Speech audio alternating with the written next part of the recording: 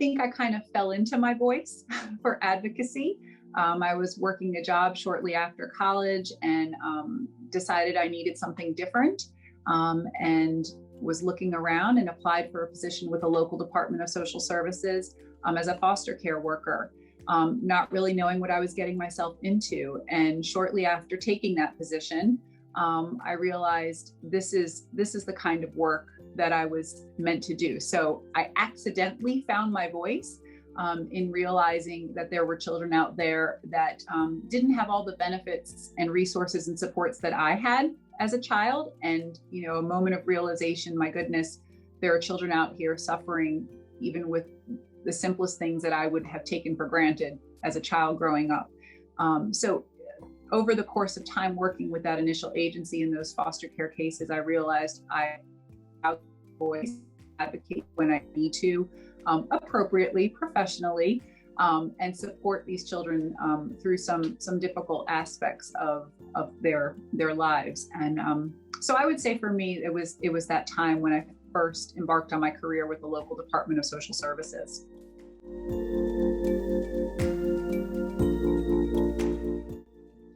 So it has changed over time. Like I said, I was initially a foster care worker. I worked in child protective services, prevention work, adoption work. And at this point, I'm a director of a local agency. So it has changed over time. I'm not working directly with families. I'm not managing cases. I'm not seeing children on a regular basis like I was before. But I think all of that experience and time working directly with families, identifying resources and services, supporting them through the process has given me the ability now as a director to really advocate on a higher level, a policy level, a locality level with administration in my locality to help them understand the needs of the children and families that live here in New Kent County.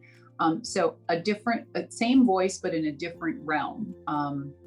And so no typical day, I can float between meetings or be in court or help with a family if there's something going on here in the office. I do get that interaction once in a while, but I can set up a whole day full of schedule and it all goes to the wayside if something comes up that needs my attention immediately.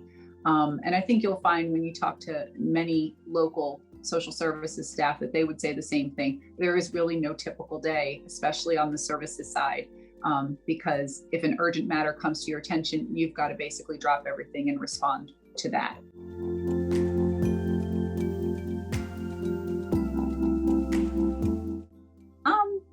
That's a great question. I think that's a difficult question. I don't know that I can nail it down to one thing.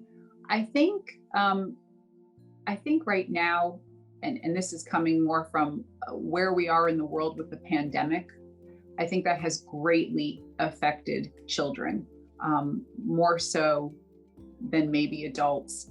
I have children of my own, and I have seen how the pandemic has impacted them socially, emotionally, academically. There are a lot of challenges. So I'm hopeful that we can get through this healthy, safely, and that the state as a community will rally around the children who have suffered through this pandemic and have missed so much of what's normal, what's usual, what's typical in their lives. And so I think in the moment, my number one concern is getting through this safely and then looking to see what we need to do to rebuild these children and help them feel safe and supported and progress forward as if they didn't miss a whole year and a half of their typical lives.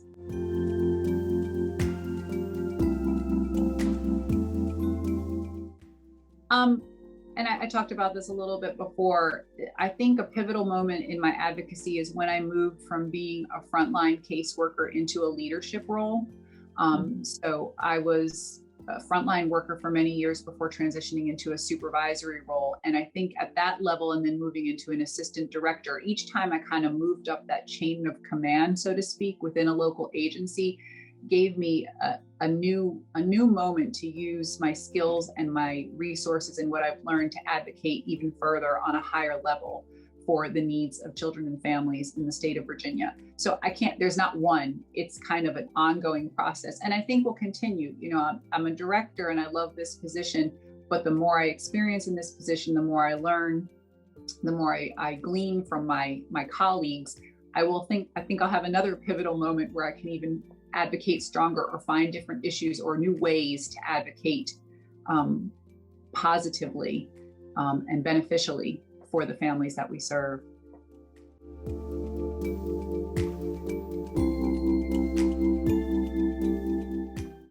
So I think we need to educate our communities about what's important for children, what's healthy for children, and what helps them thrive.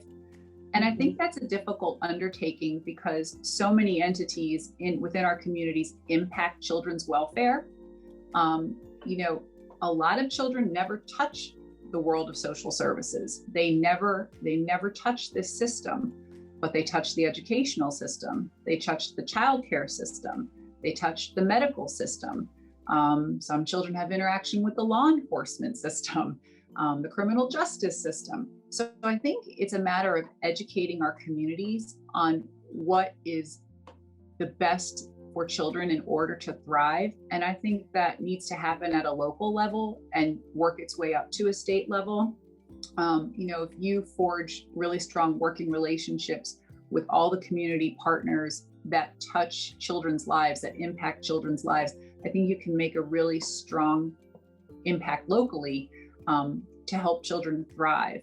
And then you can take what you've learned in that small environment in your locality and maybe apply it to larger, to planning districts, and then maybe to regions, and then maybe to statewide. And that sounds like such a huge project, but I think if you start small, you can work your way out and really help communities understand what children need to thrive in today's world and in the communities that we live in.